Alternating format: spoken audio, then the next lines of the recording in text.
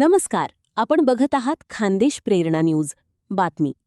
अयोध्या राम मंदिरातील कथित चोरीच्या निषेधार्थ नंदुरबारमध्ये शिवसेना उद्धव बाळासाहेब ठाकरे पक्षाने नेहरू चौकातील श्रीराम मंदिरात महाआरती केली.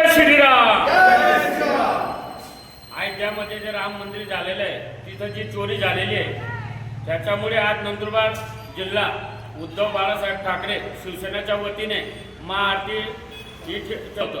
पण आज ज्या भाजप ज्या रामाच्या नावाने दिल्ली सरकार आणली, रामाच्या नावाने हिंदू लोकांना जागृत करून यांनी सत्ता आणली, पण ज्या नावाने आले त्याचंच संरक्षण करू शकत नाही. ते न मोदी सरकार हे भारताचे काय संरक्षण करतील.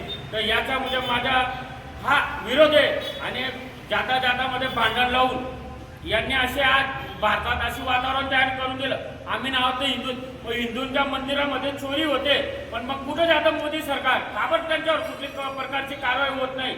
आज लोकांनी म्हणजे जी कोटी रुपये मदत केली आहे आणि पहिल्यापासून जेव्हापासून अयोध्याचं प्रकरण आले तेव्हापासून लोक मदत करत आलेले आहेत अयोध्याला. मग आजपर्यंत यांनी किती पैसे खाल्ले? आणि आमदार खासदार कुठं त्यांना 50, 100, 200 कोटी आम्हाला तर डाऊट आहे. तर एखादे तिकडचे पैसे इकडे आमदार खासदारांना वाटतात. असे असेल तर आम्ही आज हिंदू म्हणून सांगतो, हिंदू म्हणून ही हिंदूंची सरकार नाहीये. यावेळी चोरी प्रकरणी दोषींवर कठोर कारवाईची मागणी करण्यात आली.